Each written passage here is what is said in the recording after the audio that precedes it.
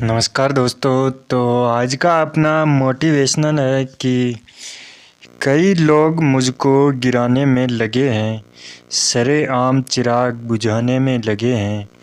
उनसे कह दो कतरा नहीं मैं समुद्र हूँ कि डूब गए वो खुद जो डुबाने में लगे। उनको कह दो कि मैं समुद्र हूँ, डूब गए वो खुद जो डुबाने में लगे। तो स्टार्ट कर रहे हैं आज के अपने क्वेश्चन, जो कि दुग्ध उत्पादन से संबंधित महत्वपूर्ण प्रश्नों के बारे में बात कर रहे थे। तो आज की लास्ट क्लास होगी अपनी दूध उत्पादन के बारे में। इसके बाद में अपन नेक्स्ट टॉपिक स्टार्ट करेंगे। तो स्टार्ट कर रहे हैं अपना आज का सेशन है फर्स्ट क्वेश्चन कि वसा परीक्षण ज्ञात करने के लिए ब्यूटाइरोमीटर में एमाइल एल्कोहल की मात्रा कितनी लेते हैं? 10.75 ml या 10 ml या 1 ml या 15 ml। बात करें अपन 10.75 ml की, जो कि ब्यूटाइरोमीटर में वसा परीक्षण ज्ञात करने के लिए ये तो दूध की मात्रा ली जाती। बात करें अपन 10 ml की, 10 ml जो कि ब्यूटाइरोमीटर में सल्फ्यूरिक अम्ल, जो सल्फ्यूरिक अम्ल की मात्रा ली जाती है वह ली जाती है वसा परीक्षण के लिए 10 ml जो है सल्फ्यूरिक अम्ल लिया जाता है। जबकि 1 ml की बात करें, जो कि एमाइल एल्कोहल की जो मात्रा होती है वह 1 ml ली जाती है ब्यूटाइरोमीटर में वसा परीक्षण के लिए। तो इसका राइट आंसर तो है अपना सी आंसर। बढ़ते हैं अपन नेक्स्ट क्वेश्चन की ओर कि गाय के खीस में सबसे ज़्यादा एंटीबॉडी पाई जाती है? IgA या IgM या IgG या IgD। तो गाय के खीस में सबसे ज़्यादा एंटीबॉडी पाई जाती है वह पाई जाती है IgG। तो इसका राइट आंसर है अपना सी आंसर। बढ़ते हैं नेक्स्ट क्वेश्चन की ओर कि बछड़े में जन्म के पश्चात नवलकाड के उपचार में काम में लिया जाने वाला कीटाणुनाशक है? फिर 90% फिनोल काम में लिया जाता है या 10% फार्मेलिन या 30% टिंचर आयोडीन या 2% फिनाइल।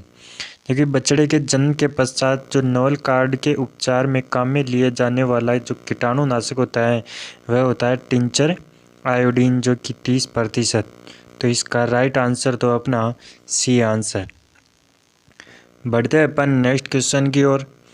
अगला क्वेश्चन कि गाय के खीस में सामान्य दूध की तुलना में प्रोटीन कितने गुना होती है? 5 से 15 गुना या 3 से 5 गुना या 20 गुना या 10 गुना। बात करें अपन 5 से 15 गुना यानी कि लगभग 10 गुना के आसपास, जो कि सामान्य दूध की तुलना में जो खीस में होता है वह विटामिन ए की मात्रा लगभग 5 से 15 गुना अधिक होती है। जबकि जो प्रोटीन की जो मात्रा होती है सामान्य दूध की तुलना में खीस में लगभग 3 से 5 गुना जो प्रोटीन की मात्रा वो खीस में पाई जाती है। तो इसका राइट आंसर होगा अपना बी आंसर। बढ़ते हैं अपन नेक्स्ट क्वेश्चन की ओर कि सामान्य दूध का हिमांक बिंदु होता है -0.52 से -0.56 डिग्री सेल्सियस या -0.603 डिग्री सेल्सियस या -0.40 से 0.45 डिग्री सेल्सियस या -0.404 डिग्री सेल्सियस। बात करें अपन -0.603 डिग्री सेल्सियस की, तो यह होता है खीस का हिमांक बिंदु। खीस का हिमांक जो बिंदु होता है वह होता है -0.603 डिग्री सेल्सियस। जबकि बात करें अपन दोस्तों दूध का हिमांक बिंदु की, जो कि दूध का हिमांक बिंदु होता है दोस्तों -0.52 से -0.56 डिग्री सेल्सियस। तो इसका राइट आंसर तो है अपना ए आंसर।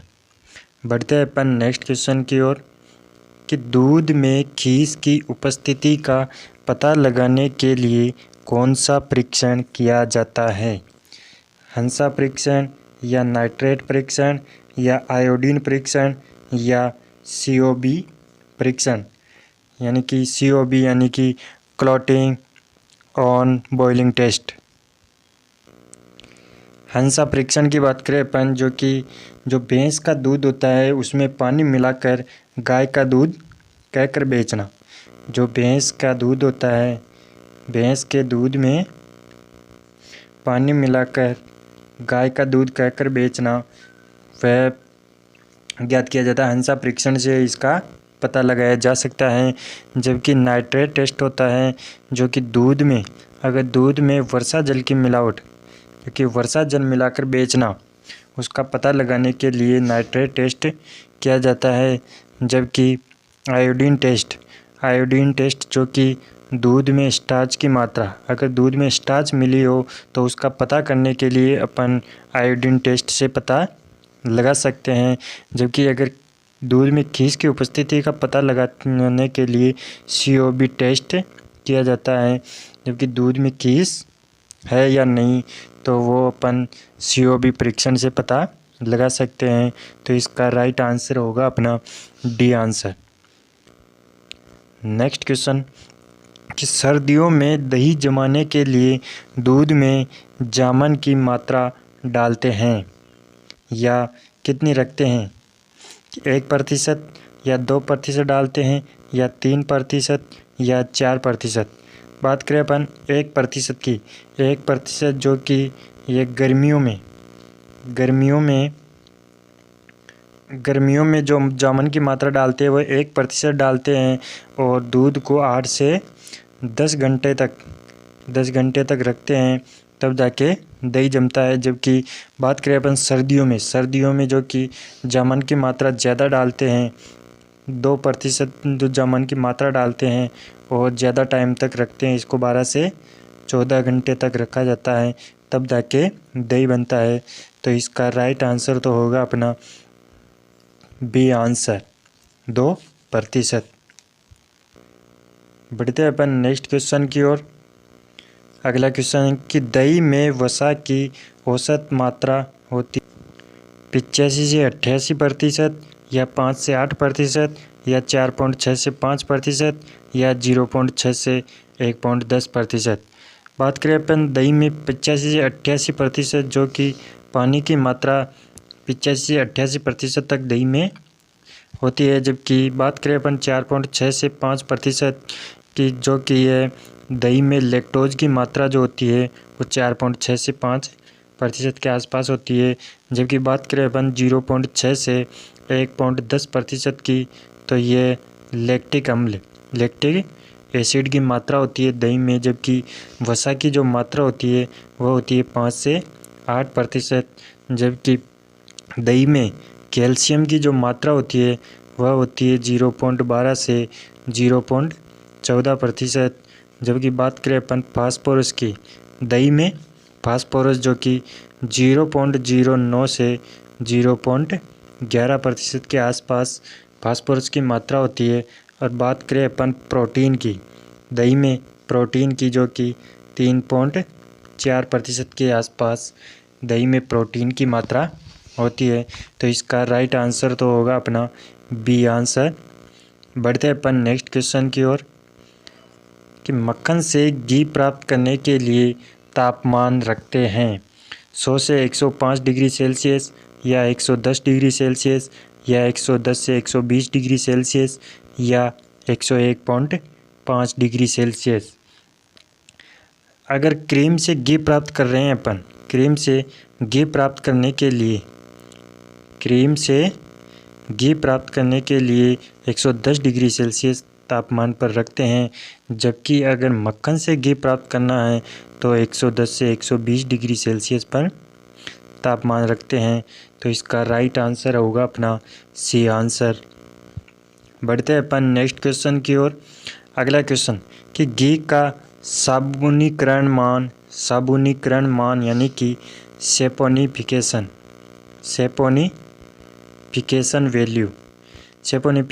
वैल्यू जो कि घी का सेपोनिफिकेशन मान कितना होता है?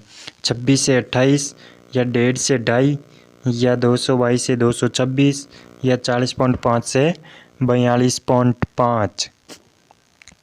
बात करें अपन 26 से 28 की, जो कि ये घी में रिचर्ड माइसन मान, जो रिचर्ड माइसन मान होता है वह होता है 26 से 28 घी में, जबकि 1.5 से 2.5 जो कि पॉलिशेंकी मान, जो घी में पॉलिशेंकी मान होता है वह होता है 1.5 से 2.5।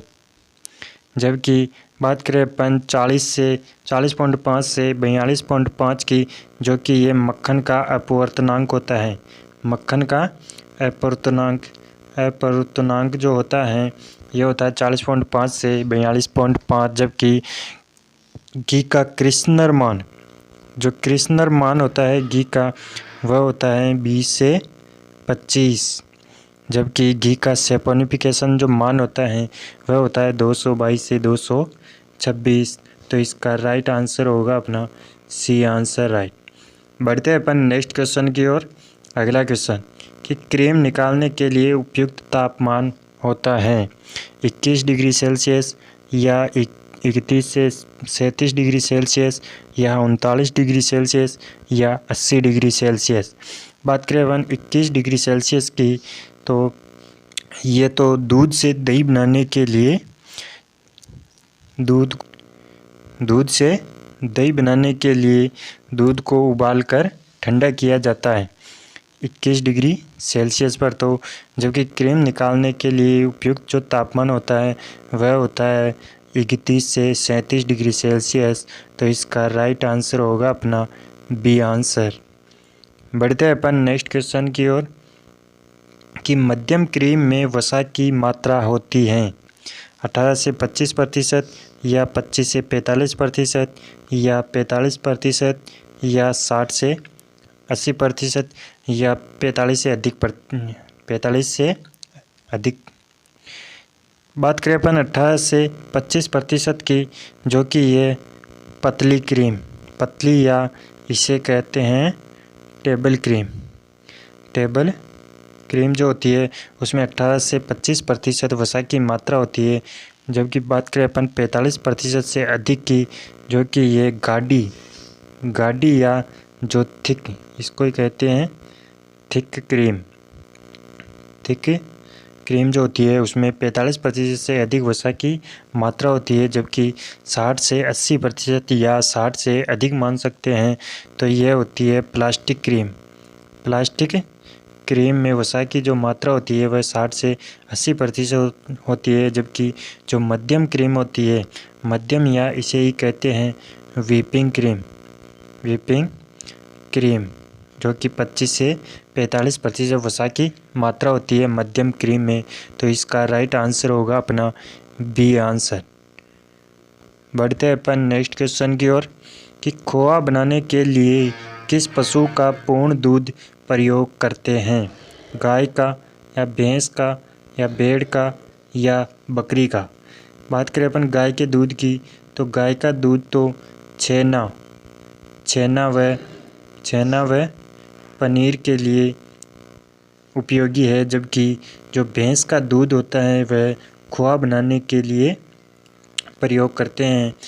तो इसका राइट आंसर होगा अपना बी आंसर। बढ़ते हैं अपन नेक्स्ट क्वेश्चन की ओर कि दुग्धशाला के बर्तनों की सफाई करने के लिए मिल्क स्टोन बनने से रोकने के लिए किस शोधक का प्रयोग करना चाहिए, क्षारीय शोधक का या अम्लीय शोधक का या जटिल फॉस्फेट का या कास्टिक सोडा या दाहक सोडा का। बात करें अपन क्षारीय शोधक जो कि डेयरीशाला के जो बर्तन होते हैं उनकी सफाई के लिए मुख्यतः क्षारीय शोधक का ही प्रयोग किया जाता है। जबकि बात करें अपन जटिल फॉस्फेट की, जो कि ये घोल जो होता है, जटिल फॉस्फेट का जो घोल होता है वह खारे पानी को मृदु बनाता है और इसका घोल जो है वह 10% घोल काम में लिया जाता है। जबकि कास्टिक सोडा होता है या दाहक सोडा जो होता है वह हाथ से प्रयोग नहीं करना चाहिए, हाथ से कास्टिक सोडा को हाथ से प्रयोग नहीं करना चाहिए और कलयुक्त बर्तनों को भी साफ नहीं करना चाहिए। तो इस और बर्तनों की सफाई के लिए जो मिल्क स्टोन बनने से रोकता है वह शोधक है अम्लीय शोधक। तो इसका राइट आंसर होगा अपना बी आंसर राइट, जो कि इसका गोल लेते हैं अपन 0.1%। 0.1% इसका गोल काम में लिया जाता है। तो इसका राइट आंसर तो होगा अपना बी आंसर। बढ़ते हैं अपन नेक्स्ट क्वेश्चन की ओर। अगला क्वेश्चन और आज का अपना अंतिम क्वेश्चन है कि गाय के दूध से कितने प्रतिशत छेना या पनीर प्राप्त होता है? 20%, 14% या 16% या 21%? बात करें अपन 20% की, तो जो भैंस का दूध होता है, भैंस के दूध में जो छेना या पनीर प्राप्त होता है वह होता है 20%, जो कि भैंस के दूध से। जबकि बात करें अपन 14% की, 14% जो गाय के दूध से जो छेना या पनीर प्राप्त होता है वह होता है 14%। तो इसका राइट आंसर तो मिल गया अपने को बी आंसर। जबकि बात करें अपन 16% जो गाय का जो खीस होता है उसमें प्रोटीन की मात्रा जो होती है 16% होती है। गाय के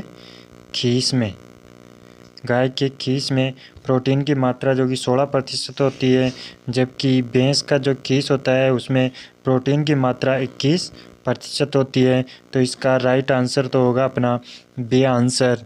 तो आज के लिए इतना ही। थैंक यू दोस्तों।